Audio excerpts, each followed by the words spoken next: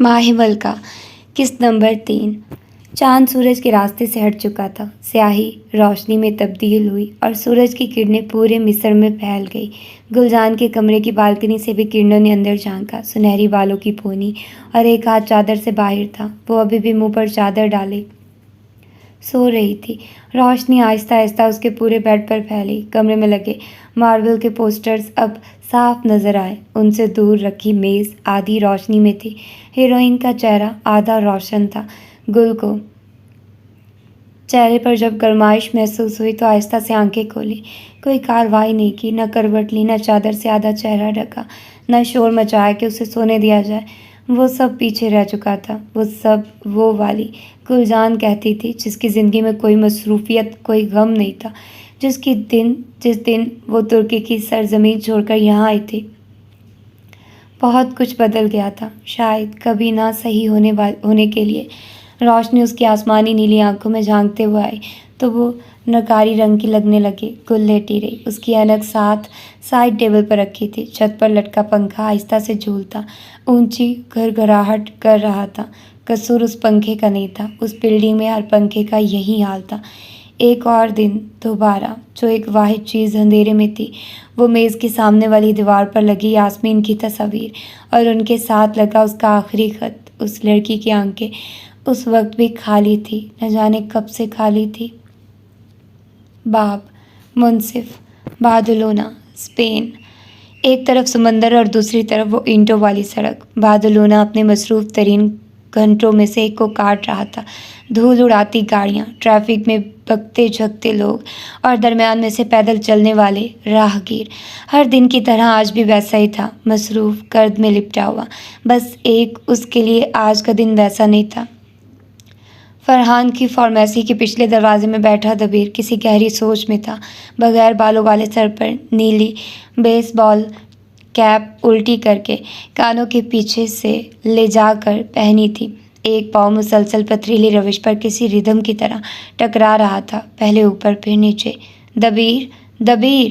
اندر سے فرحان کی آواز آئی، مگر اس کے انہماک میں رتی برابر بھی فرق نہ آیا۔ آنکھیں مسلسل انہی ہندسوں کو پڑھنے میں مشغول تھی، وہ ہندسے جو اس پیلے اور سفید اشتہار کے ایک کونے میں لکھے تھے: ماہ ملکہ کروز شپ، جہاں قسمت کو آزمایا اور زندگی کو آسان بنایا جاتا ہے۔ اسے اس وقت جاب سے کئی زیادہ ضرورت پیسوں کی تھی، ان پیسوں کی جو اس کا قرضہ اتارنے میں مدد کرے۔ دبیر، دبیر! تمہیں آواز نہیں آتی؟ فرحان اب اس کے سر پر کھڑا تھا۔ پیسوں کے ساتھ ساتھ اسے کچھ وقت کے لیے منظر عام سے ہٹنا بھی تھا۔ کیا اسے یہاں کال کرنی چاہیے؟ اپنے ہی خیالوں میں گم، خود سے ہم کلام تھا۔ فرحان بہت دیر اس کے سر پر کھڑا رہا، مگر جب اسے اندازہ ہو گیا آج وہ پتھر کا انسان ٹس سے مس نہیں ہوگا، اس پر لعنت بھیجتا وہاں سے چلا گیا۔ ہاں، وہ کال کرے گا۔ بالآخر فیصلہ کر لیا گیا۔ فوراً سے اٹھا اور پیچھے ہیٹر پر رکھا لینڈ لائن اٹھایا، نمبر ملایا۔ بیل جا رہی تھی، دل میں اندر کہیں ایک خوف بھی تھا، چھٹی حس اشارہ جو کر رہی تھی کہ کچھ غلط ہے۔ 5ویں مرتبہ بیل گئی، اس کا دل ڈوبنے لگا، مگر پھر ماہ ملکہ کروز شپ کی ہائرنگ سروسز میں کال کرنے کا شکریہ۔ How may I help you? امید کی ایک لہر تھی جو اس کے پورے چہرے پر چھا گئی۔ آنکھ پر اٹھی بھی ابھی بھی پٹی لگی تھی، ہونٹ ابھی بھی ایک طرف سے پھٹا تھا۔ وہ اسی پھٹے ہونٹ سے مسکرانے لگا۔ مسکرانے پر اس کے چھوٹے دانتوں سمیت مسوڑے بھی ہلکے سے نظر آتے تھے۔ باب محافظ ڈاؤن ٹاؤن قاہرہ میں آتے ہیں۔ یہ شہر 2 حصوں میں تقسیم شدہ تھا۔ ڈاؤن ٹاؤن وہ علاقہ تھا جہاں رہائش کم اور شاپنگ، کھانا اور تفریحی سہولیات زیادہ تھی۔ یہ ایک طرح سے مصر کا تجارتی علاقہ تھا۔ اگر تم قصر النائل پر کھڑے ہو تو تمہیں شہر 2 حصوں میں بٹا نظر آئے گا اور دونوں ہی سکے کے 2 الگ رخ لگیں گے۔ درمیان میں نائل کا بل کھاتا دریا اور دونوں طرف لوگوں سے بھرا ہوا مصر کا دارالحکومت قاہرہ۔ ایسی ہی ایک مصروف سی شاہراہ پر آتے ہیں، یوں لگتا تھا آپ یورپ کی کسی سڑک پر ہیں۔ اونچی لمبی بھوری اینٹوں کی عمارات اور بھوری سڑکوں کے کناروں پر لگے سیاہ اسٹریٹ لیمپ۔ ڈاؤن ٹاؤن قاہرہ کا روزمرہ کی زبان میں اسماعیلیہ بھی کہا جاتا ہے۔ گل نے آج گہرے فیروزی رنگ کا ब्लेज़र पहना था। सामने की 3 बटन बंद थे और अंदर से वही कल वाली सफ़ेद शर्ट झांक रही थी। 5 इंच की ऊंची से हाइल में बामुश्किल चलते उसने एक फूलों की दुकान पार की। थोड़ा सा आगे आई तो उसकी मंजिल थी, एक कदम गुमनाम सा सड़क का वो कोना जो बाकी इमारतों के मुकाबले में कुछ नहीं था। गुल ने बाजू पर लटकाए पर्स को संभाला और अपनी पोनी को लहराते कैफ़े का दरवाज़ा पार किया। एक मंजिला सफ़ेद और हल्के सब्ज रंग की इमारत जिसके ऊपर बड़ा बड़ा यास्मीन लिखा था। वो अंदर आई तो कैफ़े खाली था, सिवाय एक मेज़ के जहाँ 2 दोस्तें कानों में खुसर फुसर कर रही थी, एक हेज़ल आंखों वाली, दूसरी हिजाबी। अपने नाम की तरह कैफ़े अंदर से एक यास्मीन का फूल ही लगता था। दीवारें, फर्नीचर, हत्ता के बर्तन भी यास्मीन के फूल की याद दिलाते थे। गुल मेज़ को साफ करती ये चहचहाती आवाज़ उस कैफ़े की मालिक की थी। इतने दिनों बाद आई हो। आगे बढ़ते वो गुल से बगलगीर हुई। 40 बरस की दिखने वाली वो फरबी माइल औरत ने चेहरे को हिजाब में ढका था, आम मिस्री हिजाब जिसमें आपका चेहरा सिर्फ नज़र आए, जबकि वो मिस्री भी नहीं थी। बस पूरी उम्र उस मुल्क में रहकर उसके रंग में रंग गई थी। बस मसरूफियात ज़्यादा हो गई थी। बुशरा कैफ़े के अंदर हल्की सी धुन भी चल रही थी किसी तुर गाने की। आप सुनाएं, आप कैसी हैं? कैफ़े कैसा जा रहा है? अपने पर्स को उसने काउंटर पर रखा और ख़ुद कुर्सी खींचकर बैठ गई। कैफ़े का हाल तुम्हारे सामने है। बुशरा की ठंडी आह भरने पर गुल ने झुकी निगाहों के साथ आसपास देखा। यहाँ सबका यही हाल था। वो औरत काउंटर के दूसरी जानिब खड़ी कपड़े से शेल्फ साफ करने लगी। हर कैफ़े की तरह यहाँ भी वही महक थी, कॉफ़ी बीन्स और चाय। यास्मीन का कुछ पता चला? बुशरा ने आम लहजे में पूछा। गुल का चेहरा अलबत्ता वैसा ही रहा, मायूस कुन, परेशान। उसका चेहरा हर हाल में ऐसे ही लगता था जैसे वो पूरा साल सोग में मनाती हो। किस चीज़ का सोग? सोग न मानने का सोग शायद। कैसे पता चलेगा? बुशरा नागवारी से कहा। पता तो तब चले ना जब जेब में कुछ हो। इतने बड़े शहर में उसे अकेले तो ढूंढ नहीं सकती। डिटेक्टिव को देने के लिए पैसे मेरे पास नहीं। और तो और बुशरा समझ चुकी थी कुल ट्रॉमा डंपिंग के मूड में है और यकीनन वो खाली पेट आई है। ठंडी सांस खारिज करते उसने गुल को दरमियान में टोका। नाश्ता किए बगैर आई हो? गुल की बोलती ज़बान को ब्रेक लगा।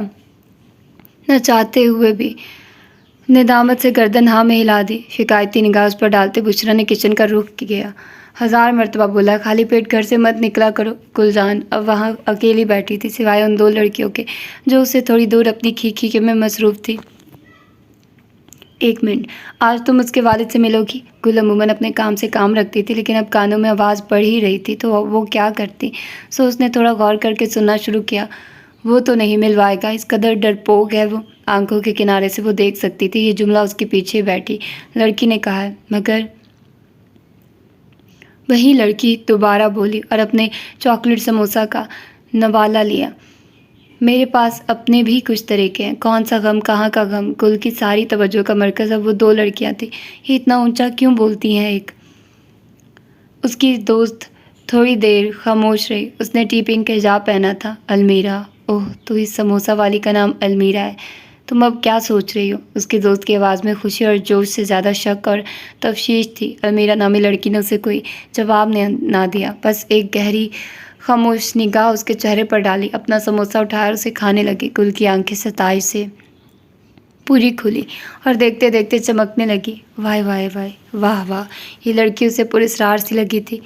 कुछ देर बाद कैफ़े में चलती मध्यम धुन और दूर बैठी उन 2 लड़कियों की खी सब वैसा ही था, सिवाय ओरियो मिल्क शेक की हिलती बर्फ़ों की आवाज़। वो पिछले सीन से एक इजाफी शय थी। मुझे यास्मीन का कुछ पता नहीं चल रहा। बुशरा सामने खड़ी औरत ने मिल्क शेक का बड़ा सारा मग और 2 चॉकलेट फिल्ड क्रॉसॉन्ट गुल के सामने रखे। गुल कुछ मांगती नहीं थी, बुशरा उसे खुद ही पेश कर देती थी। वो जानती थी ये बच्ची पराए मुल्क में परेशान घूम रही है, और वैसे भी अपनी मुल्क और ज़बान के लोग जब दयारे घर में मिल जाए तो मायूसियत तो होती ही है। मेरी बहन को उल्टा लगता है। मैं यहाँ अयाशी कर रही हूँ। यास्मीन के साथ साथ मैं भी भाग गई हूँ। हाथों में गिरा, सर उठाया और सट्रा की मदद से मिल्क शेक का बड़ा सा घूंट भरा। बुशरा गौर से उसकी बात सुनने लगी। हाथ में कहवा था और एक तरफ बकलावा रखा हुआ था। ان لڑکیوں میں سے ایک نے دوسری کی بات پر کہکا لگایا۔ بشرا نے ایک ناگوار نگاہ ان پر ڈالی۔ اور تو اور، اب تو میری نوکری بھی چلی گئی ہے۔ اگر یہ ملک شیک کا سہارا نہ ہوتا تو ابھی تک اس نے رونا شروع کر دینا تھا۔ اتنی دکھ بھری زندگی کس کی ہوتی ہے بھائی؟ نوکری سے کیوں نکالا؟ بکلاوا اٹھا کر تھوڑا سا کھایا۔ اس کے بعد نے گل کے زخم ہرے کر دیے تھے۔ ایک بھوری رنگت والا کھڑوس چہرہ آنکھوں کے سامنے آیا۔ کل سے اسے فاتر سے 100 مرتبہ نفرت ہوئی تھی، اور ہر بار وہ نفرت پہلے سے بھی زیادہ شدت اختیار کر جاتی۔ اس خبیث فاتر کو اللہ پوچھے۔ غصے سے بولتے اس نے بند مٹھی میز پر ماری۔ بشرا ساکت پتلیوں کے ساتھ اپنی چائے ادھ لبوں سے لگائے بیٹھی تھی۔ اس نے مجھے نوکری سے نکال دیا۔ اللہ سوال کرے گا اس سے، اللہ سزا دے گا اسے۔ آنسو روکنے کے باعث اس کی ناک، آنکھیں، چہرہ سب کچھ لال ہو گیا تھا۔ بشرا کو اس کی حالت پر ترس آیا۔ کوئی آنسو روکتے ہوئے اتنا برا بھی لگ سکتا ہے؟ ٹشو سے اپنا چہرہ صاف کرتے اس نے دوبارہ اپنے ملک شیک کے مگ کے ساتھ منہ لگا لیا۔ کراسانٹ انچھوئے تھے۔ کیوں نکالا نوکری سے؟ ایک کوہنی کی مدد سے تھوڑا آگے ہوئی۔ دماغی مسئلہ اس کا اور کچھ نہیں۔ ہاتھ کی پوچھ سے ہونٹ صاف کیے، نیلی آنکھیں نم تھی، فریم ساری گیلی ہو گئی تھی، کچھ نظر ہی نہیں آ رہا تھا، بس اس کی کسر تھی۔ خدا اس کو کبھی سکون نہیں ملے گا۔ مجھ جیسے غریب اور مفلس کا حق مارا ہے، اس کو بھی اس کا باپ نہیں ملے گا۔ رونے اور دہائی دینے کے درمیان اسے یاد آیا وہ بھوکی ہے۔ جذبات میں بہتے ہوئے اس نے کراسانٹ اٹھایا اور اس میں دان کاٹ دیے۔ بشرا نے گہری سانس لی۔ وہ اور گل ترک زبان میں ہی بات کر رہے تھے۔ عربی گل کو نہیں آتی تھی، انگریزی بشرا کو۔ تو اب کراسانٹ کھاتی گل کے منہ کے ارد گرد چاکلیٹ لگی تھی۔ اب تم کیا کرو گی؟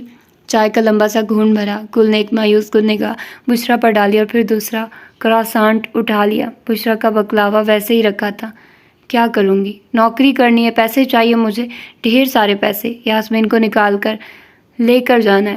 آنکھوں میں جوش لیے بولی گل۔ خالی چائے کا کپ میز پر رکھا۔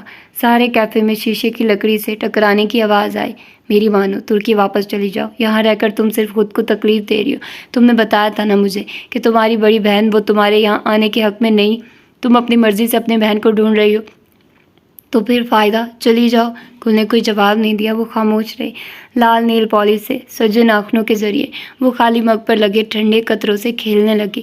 وہ نہیں جا سکتی تھی، اس کی عزت کا سوال تھا۔ ایک بہن تک وہ نہیں ڈھونڈ سکی، اس قدر ناکارہ ہے کیا؟ بشرا نے اپنے سامنے بیٹھی 23 سالہ لڑکی کو بے چارگی سے دیکھا۔ وہ سوچ نہیں رہی تھی، اس کا فیصلہ اٹل تھا۔ وہ کامیاب ہوئے بغیر میدان چھوڑ کر نہیں جائے گی۔ پس منظر میں وہی دھن، ان لڑکیوں کی عربی میں باتیں، اور کیفے کے کچن میں چلتے پنکھے کی آوازیں تھیں۔ باہر چلتی ٹریفک، لوگوں کا ہجوم میں شور مچانا، گاڑیوں کا دھواں اڑانا، آسان الفاظ میں سماعتی آلودگی۔ کیفے کا دروازہ دھکیلتے اس نے اپنی سیاہ ہیلز بائے رکھی، آنکھوں پر لگایا نیلی فریم کا چشمہ درست کیا۔ ناک ابھی بھی روئی روئی لگتی تھی، جبکہ وہ تو روئی بھی نہ تھی۔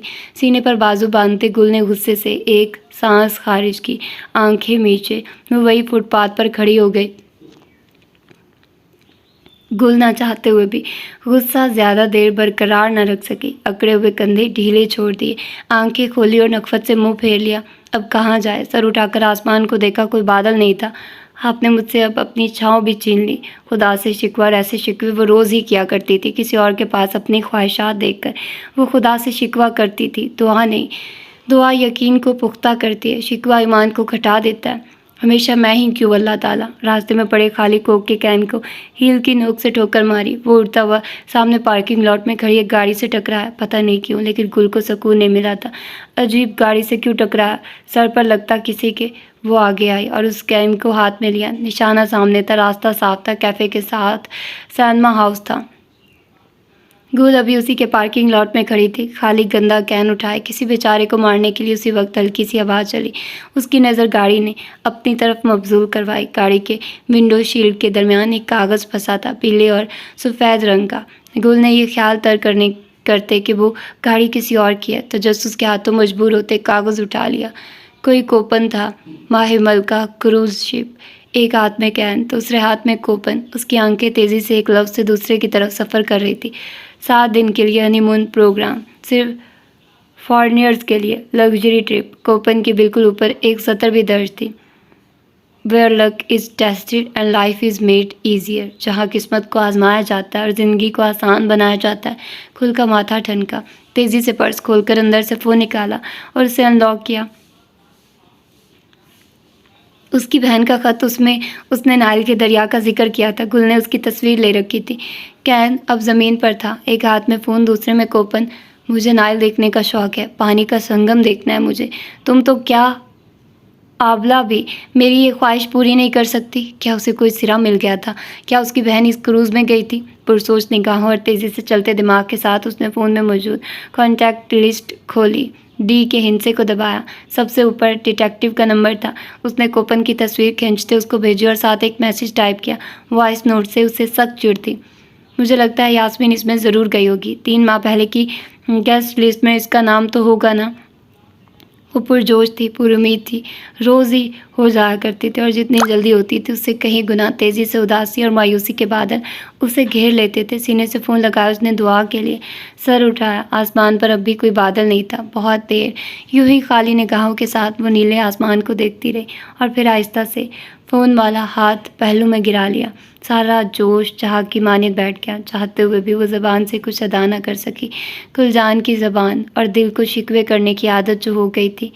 باب، خادم، قاہرہ، مصر۔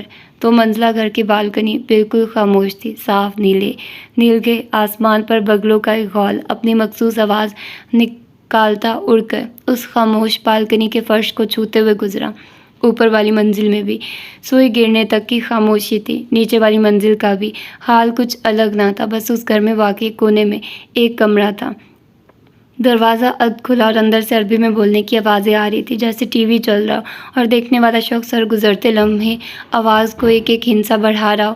آپ کو کیا لگتا ہے فاتر اسلام نے آپ پر قاتلانہ حملہ کیوں کیا؟ سفید جلابیہ اور آنکھوں کو سنہرے چشموں سے ڈھکے عزیز بن خلد سے سوال ہو رہا تھا۔ فاتر اسلام کا باپ ابو علیہ السلام ظہور جانتے تو ہوں گے ہی اسے۔ ماضی میں کئی بار اس نے ہم پر اور ہماری پارٹی پر کیچڑ اچھالا ہے، ہم نے کبھی اس پر کوئی جوابی وار نہیں کیا۔ فاتر تن سے مسکرایا۔ میڈیا تو ویسے بھی تہمت اور بہتان لگاتا ہی رہتا ہے۔ رپورٹرز کے جھرمٹ میں کھڑا وہ سیاستدان خود کا گریبان پاک رکھ رہا تھا، لیکن یہ گریبان کتنا میلا اور خون آلود ہے، یہ کوئی اس سے پوچھتا جس کے ہاتھ میں اس وقت ٹی وی کا ریموٹ تھا۔ بھورے ہاتھوں کی مضبوط گرفت نے جلد کی رگیں نمایاں کر دی تھی۔ ہر گزرتے لمحہ ٹی وی دیکھتے فاتر کی آنکھوں میں سرخی گہری ہوتی گئی۔ دانت سختی سے آپس میں پیوست تھے اور والیوم کے بٹن پر رکھی انگلی سفید پڑ چکی تھی۔ سب آپ کے سامنے ہوا ہے، عزیز نے بات جاری رکھی۔ اس نے وہ میز مارا، نشانہ اس کا میں تھا۔ وہ تو اللہ کا فضل ہے جو میں مرتے مرتے بچا، ورنہ یہ تو سیدھا قاتلانہ حملہ تھا۔ اسی وقت ایک رپورٹر آگے بڑھی اور سوال کیا، لیکن سر آپ کو کچھ ہوا تو نہیں؟ آپ تو بچ نکلے۔ تو کیا آپ ایسے شخص کو آزاد گھومنے دیں گے جو یوں لوگوں پر حملہ کرتا ہے؟ آج میں بچاؤں، کل کا کیا بھروسہ؟ فاتر اسلام ایک خطرناک شخص ہے، ایسے لوگوں کو صحافت جیسی فیلڈ میں قطعی ہونا ہی نہیں چاہیے۔ رپورٹر نے اس کی بات کاٹنی چاہی تو اس نے آواز اونچی کر لی، یوں جیسے اس شور میں وہ اپنے اندر تباہی مچاتے طوفان کو خاموش کروانا چاہ رہا۔ کوئی یہ بھی نہیں کہہ سکتا یہ سازش ہے، سارے مصر کے سامنے سب ہوا ہے۔ فاتر اسلام نے لائیو شو میں مجھ پر قاتلانہ حملہ کیا ہے، مجھے قتل کی دھمکی دی ہے۔ اب اسے عزت مآب عدالت کے سامنے پیش ہونا ہوگا۔ اس سے مزید وہ اس انسان کا مکروہ چہرہ برداشت نہیں کر سکتا تھا۔ فوراً سے ٹی وی بند کیا، اسکرین بجھ گئی، آواز ختم ہو گئی، خاموشی چھا گئی۔ یہ فاتر اسلام کی اسٹڈی ہے، یا یہ کہا جائے تو اس کے باپ کی اسٹڈی تھی، جو 6 سال پہلے سے اس کے زیر استعمال میں آئی تھی۔ اس کا باپ 6 سال پہلے اچانک سے لاپتہ ہوا تھا۔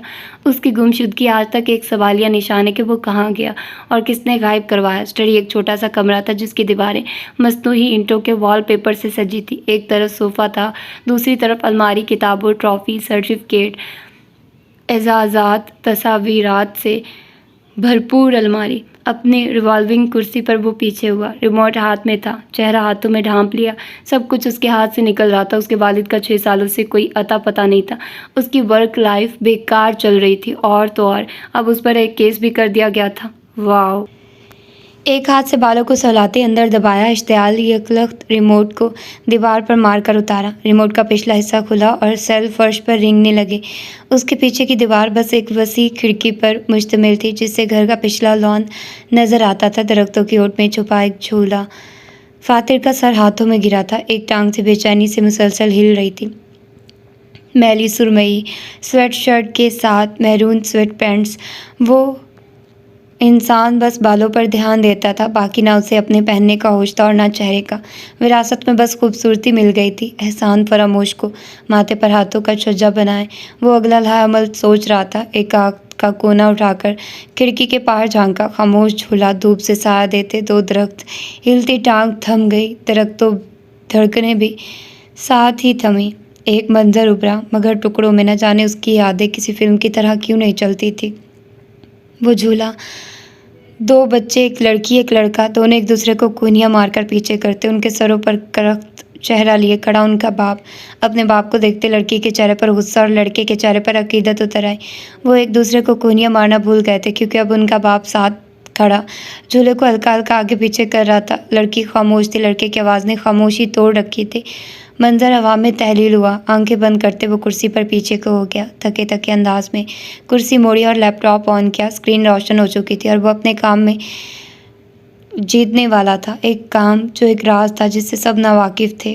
فاتر اسلام کی دلی خواہش کسی کو نہیں معلوم تھی۔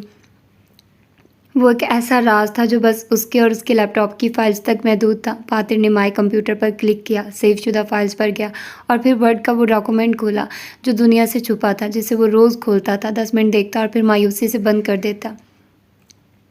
اس کی کتاب، اس کی شاعری کی کتاب، یہ تو ساری دنیا ہی جانتی تھی کہ وہ اپنے باپ کی طرح ایک اعلیٰ پائے کا صحافی بننا چاہتا ہے، لیکن یہ کوئی نہیں جانتا تھا کہ وہ شاعری کی دنیا میں بھی اپنا نام منوانا چاہتا ہے۔ فاتر اسلام شاعری کرتا تھا، اسے شاعر بننا تھا، مگر کیسے؟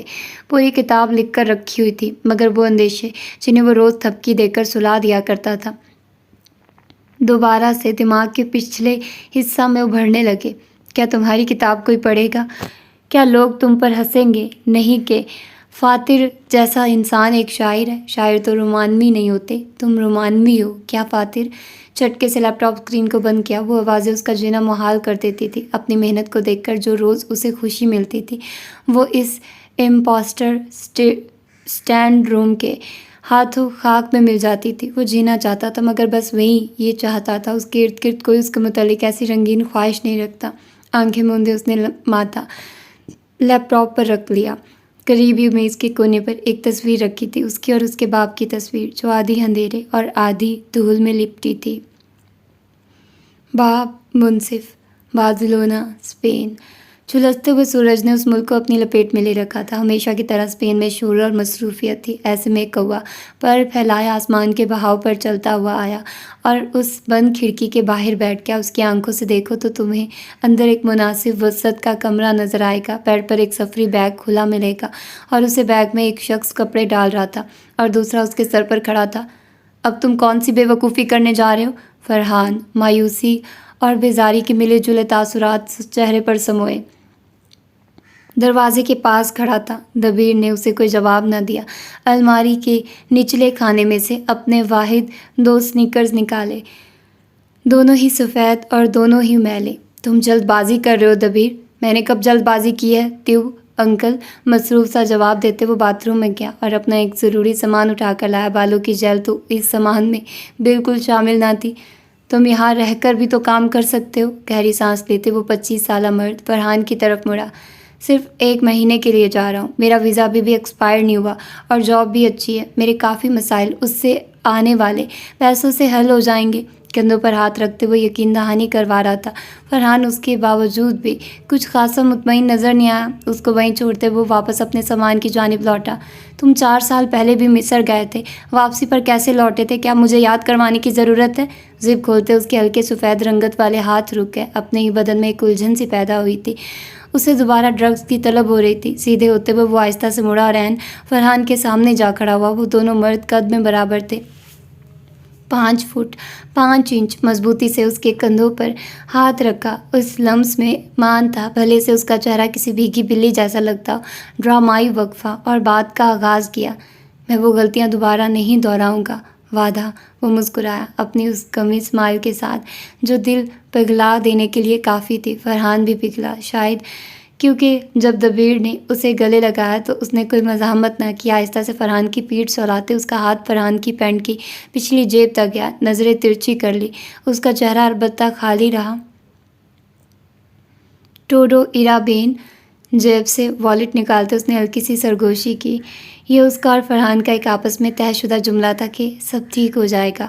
फरहान ने वही अल्फाज दोहराए, ऐसे जैसे एक अमन का पैगाम हो, कोई दुआ या अल्फाज हो। टोडो इराबेन। वॉलेट से पैसे निकालते उसने वॉलेट दोबारा उसकी जगह पर रख दिया। मुझे माफ़ कर देना त्यो। खुद कलामी करता वो अलग हुआ। वो मुस्कुराते हुए उसे देखा, मगर अभी कुछ मुझे उसकी तुमसे ज़्यादा ज़रूरत है। दोनों ने हाथ मिलाया। फरहान की आंखें उदास थी, दबीर की आंखों में नमी थी, कौन जाने क्यों। बाब मलका, वो जिसकी चमकती निगाहें हैं दिल को फिर भी भाती हैं। अलेक्जेंड्रिया मिस्र। लबों पर हल्की धुन बजाते वो अपने कमरे में दाखिल हुई। गीले बाल तौलिया में कैद थे और ढीली सफ़ेद शर्ट पर कतरे गिर रहे थे। अलमारी के दोनों पट वाह करने पर उसने कपड़ों की बाहर को देखा। इर्द गिर्द एक पंखे के चलने के अलावा और कोई आवाज़ न थी। वो वाला स्याह रंग का ब्लेज़र हैंगर समेत उतारते वो मुस्कुराती नज़रों से उसके कॉलर पर सोने की लगी चेन्स पर हाथ फेरने लगी। ये ब्लेज़र उसकी सबसे पहली रूममेट की तरफ से दिया गया तोहफा था। हाँ, माना कि अलमीरा ने उससे एक कॉलेज पार्टी के लिए उधार लिया था और फिर वापस करना खुद के लिए गुनाह कबीरा समझा, लेकिन तोहफा तो तोहफा होता है, प्यार से दिया जाए या मांग कर लिया जाए। ब्लेज़र समेत स्याह पैंट पहने अब वो आईना के सामने खड़ी थी, गीले बालों को तौलिया से सुखाती। वो बेजार थी, बस पैसा आ जाए उसके पास ख़रीद लेके वो भी अपने लिए एक हेयर ड्रायर। बाल अब सूख चुके थे और अपने असली अंदाज में बंद थे, मुकम्मल सीधे हल्के भूरे रेशमी बाल। अगर उसके ड्रेसिंग टेबल पर नज़र दौड़ाओ तो तुम्हें लिपस्टिक्स का अंबार मिलेगा। यही था अलमीरा का पहला शौक़, रंग बिरंगी सुर्खियाँ जमा करना, और उनमें से सबसे नुमाया था चैनल की लिपस्टिक्स। अपने सारे पैसे वो उन्हीं में ही उड़ा देती थी। उस जामुनी सुर्खी को ना देने की वजह भी यही थी कि वो चैनल के लिमिटेड कलेक्शन में से एक थी। हल्की भूरी रंग की एक लिपस्टिक उठाई और उसे होंठों पर लगाया। अलमीरा अनायत मोहसिन एहसान बिन नौफल के बब्बा से मिलने जा रही थी। यूं ही आम हुलिया में थोड़ी जा सकती है। वो अलग बात थी कि वो एहसान की तरफ का सच था। वो जानती थी वो उसे कभी नहीं मिलवाएगा। कौन सा अलमीरा वो वाही लड़की थी जिसके पीछे था वो छोटी सी स्याह हिल की स्ट्रिप बंद करते उसके लिपस्टिक से सजे होंठों पर मुस्कुराहट रची थी। बाकी सारा चेहरा मेकअप से पाक था। हील्स की ठक ठक राहदारियों में गूंजती लिफ्ट में आकर ख़त्म हुई। सुनहरी रंग की लिफ्ट में उसके अलावा एक अधेड़ उम्र औरत और उसका 20-21 साल का बेटा था। अलमीरा के बाजू सीने पर बंधे थे, गर्दन हमेशा की तरह उठी थी और होंठ वो कभी मुस्कुराना छोड़ते थे क्या। अलमीरा के बाएं जानिब शीशा लगा था। लड़का उस शीशे में बंद थे अलमीरा के अक्स को देखने लगा। वो उसकी नज़रों से बेनियाज नहीं थी, वो बस ऐसी नज़रों की आदी हो चुकी थी। साथ खड़ी औरत मुसलसल हेज़ल आंखों वाली अलमीरा को देखकर दिल में अस्तगफिरुल्लाह का विर्द कर रही थी। खामोश लिफ्ट आखिरी मंजिल पर पहुंचे हल्के से झटके के साथ। दरवाजे खुले, वो बगैर असर लिए निकल गई। चाल वैसी ही मकार थी, चेहरे पर सजी मुस्कुराहट मसनूही थी। वो बाहर निकली तो एहसान की स्याह गाड़ी सामने खड़ी थी। Hello beautiful. गाड़ी में बैठते हुए एहसान ने उसे गुलाब के फूलों का बुक्के पकड़ाया। फूल अलमीरा की मोहब्बत थे, जो जौन सा भी हो उसके दिल के बहुत करीब थे। चले, इजाज़त है या नहीं। वो गाड़ी शुरू कर चुका था। साथ बैठी अलमीरा अपने गुलदस्ता को देख रही थी। वो क्यों मिलने जा रही थी एहसान के बाप से, ये तो कुछ देर बाद ही पता चलेगा। गाड़ी अब अलेक्जेंड्रिया की सड़कों पर धूल उड़ाती आगे बढ़ रही थी। बाब खादिम, काहिरा मिस्र। दीवार गिर उस खिड़की में से डूबते सूरज की किरणें अंदर स्टडी में आ रही थी। कमरे के बीचों बीच बैठे फातिह ने स्याहुड़ी के नीचे गहरी सुरमई स्वेट पैंट्स पहन रखी थी। गले में से सफ़ेद शर्ट नुमाया थी। यूँ लगता था वो गालबन जॉगिंग या जिम से होकर आया। कमरे में खामोशी थी, दरवाज़ा बंद था। अंदर बैठा फातिह इस्लाम अपने फ़ोन में मगन था या फिर मगन होने की अदाकारी कर रहा था। ये क्या मजाक लगा रखा है उसने। बाहर से एक नुस्वानी आवाज़ आई। एक बंदा उस पर खुलेआम कातिल होने का इल्ज़ाम लगा रहा है और ये आराम से घर बैठा है। कमरे में खामोशी इस वजह से थी क्योंकि सारा शोर ही बाहर था। उसकी बहन उस वक्त कॉल पर ज़ुबैर के कान खा रही थी और ज़ुबैर बेचारा वो अपनी नौकरी संभालता या दोस्त की जान। उख्ती, मैं क्या करूं? ज़ुबैर रूहान सा हुआ। वो दरवाज़ा ही नहीं खोल रहा। बेबसी से मुंह फुलाते हुए कहा। फातिह की बहन उससे भी बड़ी तोप थी। दरवाज़ा खटखटाओ उस महबूबा का, ज़रा बाहर तो आए, निकालती हूँ मैं उसके अंदर से इंसाफ की आशिकी। फातिह के केस की खबर पूरे ख़ानदान में आग की तरह फैली थी और क्या हो सकता था कि ये खबर सुनकर उसकी जान से अजीज़ बहन अपने कीमती वक्त में से उसे कॉल करके अच्छा खासा जलील ना करे। फातिह, फातिह, کمرے کے پاس رکھے فون میں سے اس کی بہن تقریباً چیخ رہی تھی۔ بس چلتا تو ہاتھ باہر نکال کر دروازہ بھی بجا دیتی، یا پھر زیادہ غصہ آتا تو توڑ بھی دیتی۔ اندر بیٹھے فاتر پر رتی برابر جو فرق پڑا، اپنی بہن کا نمبر اس نے ویسے بھی بلاکڈ کانٹیکٹس میں ڈالا تھا۔ جب فاتر نے کال نہیں اٹھائی تو اس نے زبیر کا سکون غارت کرنے کا سوچا۔ اپنی صاف ستھری ای میل چیٹ کو کھولتے وہ ہونٹوں پر کوئی دھن بجا رہا تھا۔ باہر اس کی بہن یوں ہی فون میں سے بول رہی تھی، فاتر وہ لوگ اتنے بے وقوف نہیں جتنا تم انہیں سمجھتے ہو۔ ڈیڈی کو بھی انہوں نے غائب کیا تھا تو وہ تمہارے ساتھ بھی کچھ کر سکتے ہیں۔ خدا جانے وہ باہر سے آتی اس کی آواز سن بھی رہا تھا یا نہیں۔ فون کی اسکرین پر بے مقصد انگلیاں چلاتے اسے ایک نوٹیفکیشن موصول ہوئی۔ کوئی ای میل تھی۔ کھول کر دیکھی۔ وہ ہنوز اسی انداز میں بیٹھا تھا، گردن کندھوں میں جھکائے، کونیوں کو گھٹنوں پر رکھے۔ اختی، آپ اسے رہنے دیں، وہ کبھی بھی نہیں بدلے گا۔ اپنے کانوں کی سلامتی اسے بھی عزیز تھی، لیکن یقیناً فاریہ کو نہیں تھی۔ کیوں چھوڑ دوں میں اسے؟ یہ بھی غائب ہو گیا تو ڈیڈی کے جائیداد کی تقسیم کا کیا ہوگا؟ وصیت تک صرف اسے ہی رسائی ہے۔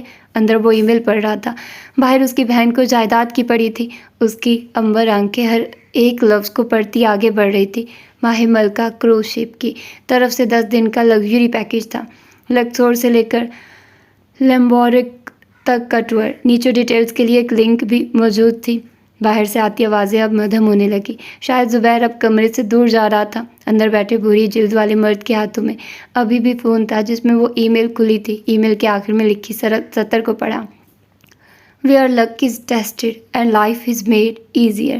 جہاں قسمت کو آزمایا جاتا ہے اور زندگی کو آسان بنایا جاتا ہے۔ اسے ایسے ہی ای میلز آتے رہتے تھے جو کہ عموماً اسکیم ہوتی تھی۔ مجھے چھٹیوں کی کیا ضرورت، میرے پاس کرنے کو اور بھی بہت کام ہے، کہتے اس نے میل کو آرکیو فولڈر میں ڈال دیا۔ فاتر اسلام کا گھر اب خاموش تھا۔ تھوڑے ہی فاصلے پر میز کے اوپر رکھی فریم آدھی اندھیرے میں تھی۔ سرمئی بالوں والے ابو علیہ السلام ظہور نے اپنا ہاتھ امبر آنکھوں والے اپنے 17 سالہ بیٹے کے کندھے پر رکھا تھا۔ بیٹا کھل کر مسکرا رہا تھا، اس کے سفید دانت بے انتہا چمک رہے تھے۔ اس کے مقابلہ میں اس کے باپ کا چہرہ کرخت تھا۔ اگر غور سے دیکھو تو نظر آئے گا باپ اپنی مسکراہٹ پر ضبط کر رہا تھا۔ وہ بھی اپنے بیٹے کے ساتھ سے اتنا ہی خوش تھا جتنا باپ بیٹے کے ساتھ سے۔ باپ ملکہ وہ جو بغاوت کی آگ سینے میں لے کر چلتی ہے، جو اس آگ کی شعلہ سے ہر کسی کو جھلساتی ہے۔ گزا مصر، اہرام مصر۔ گزا قاہرہ کے سامنے دریائے نیل کے مغربی کنارے پر ایک قدیم مصری شہر جو 3 عظیم اہرام اور افنکس کی سائٹ ہے۔ شام ڈھل چکی تھی، مغرب کے نیلے بادل اور ان میں چھایا نارنجی اندھیرا کھلا ہوا تھا۔ ایک عجیب ہی ملاؤ تھا آسمان پر، جہاں ابھی تارے بھی مکمل طور سے نہیں سجے تھے۔ غزہ کے اہرام وہ ہمیشہ کی طرح ویسے ہی کھڑے تھے، کھردرے، خاموش اور بلند۔ انہیں اہراموں کی قربت میں تو وہ ہوٹل واقع تھا جہاں المیرا اور احسان گول میزوں کے ان ہجوم کے درمیان ایک میز کو سنبھالے ہوئے تھے۔ ایک طرف ہوٹل کی چمکتی مصنوعی روشنی، آگے پیچھے وردی میں ملبوس کام کرتے ملازم، اور دور مصری گیت گاتا ایک بینڈ، جبکہ متوازی طرف اندھیرے میں ڈوبا وہ خاموش دنیا کا عجوبہ۔ ہمارے مہمان ان دونوں کے بیچ کھڑے تھے، موت کے سناٹے اور دنیا کی رونقوں کے بیچ۔ اس جگہ کو بنانے میں بابا کا بہت ہاتھ ہے۔ چھری کانٹوں اور گیت کے درمیان احسان کی آواز آئی، یہاں کے جو مینیجر ہیں نا، وہ بابا کے کلاس میٹ تھے۔ اپنے باپ کی تعریف کرتے اس کی آنکھوں میں ایک الگ سی چمک تھی۔ خود اس امیر زادے میں بھلے سے اٹھ کر پانی کا گلاس پینے تک کی ہمت نہ ہو، مگر باپ کی محنت کو پورے جوش و خروش کے ساتھ بھری محفل میں اترا کر بتاتا تھا۔ جھلملاتے لالٹین کی زرد روشنیاں ماحول کو خوبصورت بنائے ہوئے تھی۔ پچھلے 1 گھنٹے سے یہی چل رہا تھا۔ احسان بولے جا رہا تھا، المیرا مسکرائی جا رہی تھی، یا پھر اگر صحیح معنوں میں کہا جائے تو اوپر سے مسکرا رہی تھی، اندر سے اپنی قسمت کو رو رہی تھی۔ جس انسان کو صرف اپنے بارے میں بات کرنے کی عادت ہو، اس سے کہاں کسی اور کا ذکر برداشت ہوتا ہے۔ احسان بات کرتا ہوا مرد رکا اور کانٹے کی مدد سے پاستہ کھایا۔ تمہارے بابا نہیں آئے ابھی تک؟ نہایت معصومیت سے وہ اس کا سکون غارت کر چکی تھی۔ بابا؟ اب وہ بات کو گھمائے گا۔ المیرا جانتی تھی آ جائیں گے۔ تم کھانا کھاؤ۔ بامشکل مسکراتے ہوئے اس نے المیرا کی پلیٹ کی طرف اشارہ کیا۔ ضرور۔ مسکرانے پر آنکھیں چھوٹی ہوئی، میسنا کہیں کا، ناگواری سے سوچا اور اپنے پاستہ کا نوالا لیا۔ ان کی بیٹی سے بھی میرے بڑے اچھے تعلقات ہیں، بیٹے سے بھی ہیں، مگر بیٹی سے زیادہ ہیں۔ شکر ہے کچھ تو اپنا کیا اس نے۔ وہ کب تک آئیں گے؟ دوبارہ وہی موضوع چھیڑا۔ احسان نے اب تھوڑا چڑھ کر اسے دیکھا۔ انہوں نے تمہارے کھانے کا بل دینا ہے جو بار بار پوچھ رہی ہو؟ سیاہ آنکھوں والے اس مصری کے لہجے میں دبا دبا غصہ تھا۔ المیرا کھل کر مسکرایا اور کھانا کھانے لگی۔ آدھا گھنٹہ خاموش رہ کر اس نے اس انسان کو برداشت کیا تھا بس۔ المیرا عنایت اس سے زیادہ دیر خاموش نہیں رہ سکتی۔ وہ یہاں جس کام سے آئی تھی اس کے لیے ضروری تھا وہ احسان کی باتوں کو برداشت کرتی۔ اب اگر وہ بھی تھوڑی سی کر لے گا تو کون سے خزانہ میں کمی آ جائے گی۔ کتنے رہ گیا وہ بڈھا، کہاں رہ گیا وہ بوڑھا، دل میں بولتی۔ المیرا بیزار تھی۔ صبر کا پھل میٹھا ہوتا ہے، اس کا پھل کہاں تھا؟ آدھا گھنٹہ ہو گیا تھا، اس کا پھل لاپتہ تھا، اور اگر مزید کچھ دیر ہوئی اس کا صبر بھی گل سڑ جائے گا۔ احسان اب اپنی ہی کسی بات پر ہنس رہا تھا۔ عجیب بندہ یہ، مجھے کیا یہاں سنانے کے لیے بٹھایا ہے؟ المیرا نے اس کی بات کاٹنے کے لیے لب واقعی احسان نے پہلے ہی اسے ٹوک دیا۔ بابا کے بارے میں بولنا ہے تو بات کرنے سے گریز کرو۔ اٹھی انگلی کے ساتھ تنبیہ کی۔ اب المیرا کو اس کھیل میں مزہ آ رہا تھا۔ لوگوں کی برداشت کے ساتھ کھیلنا اس کا پسندیدہ مشغلہ تھا۔ احسان اب غصہ سے اپنا کھانا کھانے لگا۔ کوئی نہیں، تھوڑی دیر بعد پھر شروع ہو جائے گا۔ اور واقعی وہ تھوڑی دیر بعد دوبارہ سے کہانیاں سنانا شروع ہو گیا، جوش سے، ہر لفظ پر آنکھوں سے اشارہ کرتے۔ المیرا جو سر ہلاتے اسے دیکھ رہی تھی دفعتاً چونکنا ہو گئی۔ ہیزل آنکھوں میں اس وقت روشنی پڑی تو وہ ہلکی بھوری سی معلوم ہوئی۔ چمکتی ہوئی نظریں احسان کی پیٹھ پر جمی تھی جہاں سے کوئی چل کر آ رہا تھا، کوئی ایسا جس کے نکوش چربیتے، لمبا قد اور قدرے، کمزور جسامت، سرمئی بالوں کا چھجا اور کلین شیو کے ساتھ چھوٹی سی اینک لگائے۔ احسان کا سر جھکا تھا، وہ کیچپ کی بوتل میں سے ساس نکالنے میں مشغول تھا۔ بھویں بھنچی تھی، تاثرات قدرے چڑچڑے تھے، بول وہ ابھی بھی رہا تھا جب وہ آدمی احسان کے عین سر پر آ کھڑا ہوا۔ ہوٹل میں بھلے میرے بابا نے اپنا ہاتھ بٹایا مگر آپس کی بات ہے، کھانا کوئی خاص نہیں۔ مجھ سے مشورہ لیا ہوتا تو آج یہ ہوٹل کامیابی کی بلندیوں کو چھو رہا ہوتا۔ تم سے ابھی مشورہ لے لیتے ہیں بیٹا۔ احسان تقریباً چیختے ہوئے کھڑا ہوا۔ میز کو ٹھوکر لگی، سارا سامان ہل گیا۔ کچھ لوگوں نے پیچھے مڑ کر بھی دیکھا مگر جب آپ کے سر پر موت کھڑی ہو تو آس پاس کا کہاں ہوش رہتا ہے۔ بابا بنا آواز نکالے الفاظ توڑ توڑ کر ادا کیے، پیچھے مڑنے کی ہمت نہیں تھی۔ یہ تمہارے بابا ہیں؟ اگر معصومیت کا کوئی تمغہ ہوتا تو المیرا عنایت محسن کو تو وہ کسی جنم میں نہ نوازا جاتا۔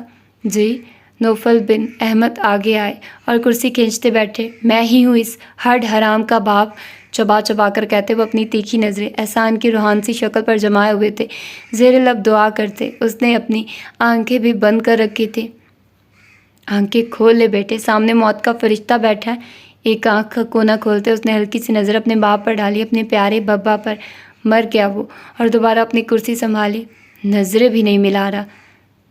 تسک تسک ڈرپوک محظوظ ہوتے اس نے پانی کا گلاس لبوں سے لگایا۔ بھوری لپسٹک کا نشان گلاس کے کناروں پر چبھ کر رہ گیا۔ تھوڑی دیر کے لیے اس لمحے کو یہی روکتے ہیں اور ریموٹ سے وقت ریمائنڈ کرتے ہیں۔ کل رات کا وقت۔ المیرا اپنے اپارٹمنٹ میں بیٹھی تھی۔ اس کی مالک مکان پرسوں دوپہر تک لوٹ جائے گی، اسی لیے تب تک وہ آزاد تھی۔ گود میں لیپ ٹاپ تھا اور ساتھ تلے ہوئے فرائز کا ڈبہ رکھا تھا۔ باہر سے لائی تھی وہ غریب۔ لیپ ٹاپ کی چمکتی اسکرین پر ایک کلین شیو چہرہ چھوٹی سی اینک لگائے نظر آ سکتا تھا۔ احسان بن نوفل کے بابا نوفل بن احمد کی پروفائل کھلی تھی۔ تم تو مجھے اپنے باپ سے نہیں ملواؤ گے۔ فرنچ فرائز اٹھا کر ساس میں ڈبویا۔ لیکن میں خود ضرور مل کر پوچھنا چاہوں گی، ایسا بیٹا پیدا کر کے آپ نے دنیا پر کون سا احسان کیا؟ اس کے گول مٹول ساس سے لدے ہاتھ اب تیزی سے ای میل ٹائپ کر رہے تھے۔ ذرا بابا کو بھی تو پتہ چلے، کل انہوں نے مجھ سے ملنے آنا ہے۔ وہ اندھی بازی کھیلنے لگی تھی۔ دیکھتے ہیں آر ہوتی ہے یا پار۔ ریموٹ اٹھاتے ہیں اور اب فاسٹ فارورڈ کرتے ہیں۔ مصر کے آرام کے پاس وہ ہوٹل چمکتا دمکتا مصروف۔ 3 نفوس ایک میز پر تھے، ایک سہما ہوا شرمندہ، دوسرا اسے گھورتا ہوا گرجنے کے لیے تیار، تیسری پاستا کھاتی پرجوش۔ اب وقت تھا اس کے بدلے کا۔ بہت سہ لیا اس نے اس چپکو کو۔ چہرہ جھکاتے ہوئے وہ مسکرائے، انگلی کی مدد سے گلاس پر لگی لپسٹک کا نشان صاف کیا۔ دنیا کا وہ عجوبہ خاموش تھا۔ ہزاروں لوگ اس کا سچ جاننے کو بےتاب تھے مگر عجائب اپنا راز کہاں سب پر فاش کرتے ہیں۔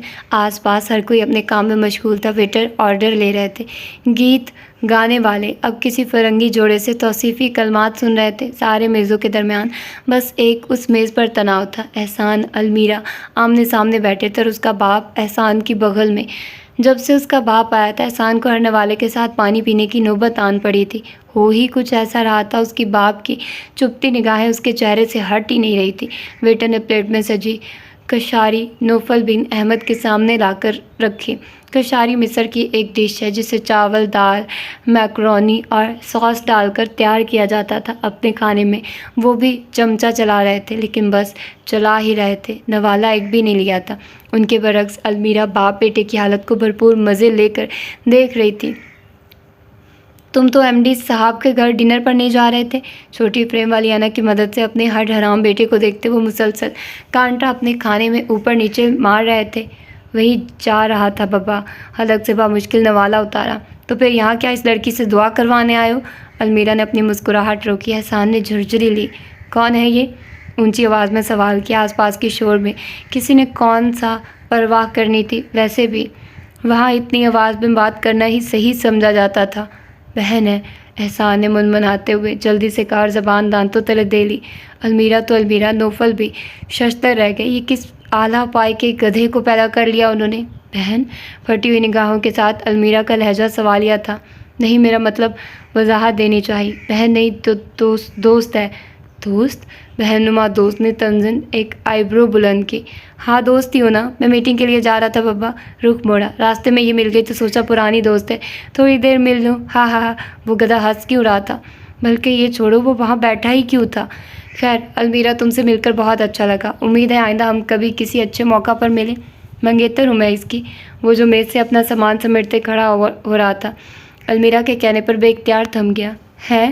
آنکھیں تھی کہ حیرت کے مارے کھل گئی، آوازیں تھی جو آس پاس کی بند ہو گئی۔ 1 سال سے جانتا ہے آپ کا بیٹا مجھے، سال سے اس کے آسرے پر بیٹھی ہوں۔ میرے آسرے پر؟ بہن تم تو میری کال بھی نہیں اٹھاتی۔ اتنی دفعہ وعدہ کیا ہے باپ سے ملواؤں گا، آج نہیں چلو کل نہیں چلو پرسوں۔ تھک گئی ہوں میں اس کے وعدوں سے۔ کون سے وعدے؟ احسان کے سر پر ایک کے بعد ایک بم گر رہا تھا۔ المیرا اس وقت کسی ڈرامہ کی وہ ہیروئن بنی تھی جس پر پورے سیریل میں ظلم ہوتا رہا ہو، اور اب آخری قسط میں وہ خود کے ساتھ ہونے جانے والے ناانصافیاں گنوا رہی ہو۔ بابا جھوٹ بول رہی ہے یہ۔ وہ ابھی بھی کھڑا تھا جب ایک ویٹر نے آ کر اسے بیٹھنے کا اشارہ کیا۔ سر بیٹھ جائیں، آپ کے شور سے باقی مہمان بھی ڈسٹرب ہو رہے ہیں۔ ناگوار نگاہ ڈالتے وہ بیٹھ گیا۔ تو تم چھوڑ کیوں نہیں دیتی اس نالائق کو؟ نوفل نے المیرا کی آنکھوں میں جھانکا، وہاں صرف دکھ تھا، نمی آج بھی نہیں تھی۔ المیرا نے ایک گھسیلی نگاہ اپنے منگیتر پر ڈالی۔ احسان نے اسے ایسے کیا دیکھ رہی ہو والی نظر سے دیکھا۔ چھوڑ دیتی، چہرے کی سختی میں کمی آئی۔ اگر اپنا وقت اور پیسہ اس پر برباد نہ کیا ہوتا۔ احسان اس کی بات پر ایک مرتبہ دوبارہ کھڑا ہو گیا۔ کون سے پیسے، کون سا وقت؟ گدھوں کی طرح تمہارے پیچھے میں آتا رہا ہوں، تم نے تو ایک مرتبہ بھی مجھے ہری جھنڈی نہیں دکھائی۔ کچھ نخریلے مہمانوں نے اس جذباتی مصری کو نخوت سے دیکھا۔ سر بیٹھ جائیں آپ۔ ویٹر کی بات ابھی پوری نہیں ہوئی تھی جب وہ غصے سے بیٹھا اور زور سے کرسی آگے کھینچی، انگلی اٹھا کر وہ کچھ بولنے والا تھا جب اس کی نگاہ المیرا کی آنکھوں کی جانب اٹھی۔ اس وقت بری دکھنے والی وہ آنکھیں مسکرا رہی تھی اور المیرا کی آنکھیں کب کب مسکراتی تھی۔ احسان کی ساری حصیں چکنا ہوئی، مگر اب بازی ہاتھ سے نکل چکی تھی۔ تو تم اس لڑکی کا پیچھا کرتے رہو؟ نوفل ہاتھوں کو آپس میں ملاتے میز پر آگے ہوئے۔ احسان نے پچھتاتے ہوئے آنکھیں بند کر لی۔ جذبات میں وہ کیا بول گیا تھا؟ تم آج بھی لڑکیوں کا پیچھا کرتے ہو؟ احسان سہمی نگاہوں سے میرا کو دیکھ رہا تھا۔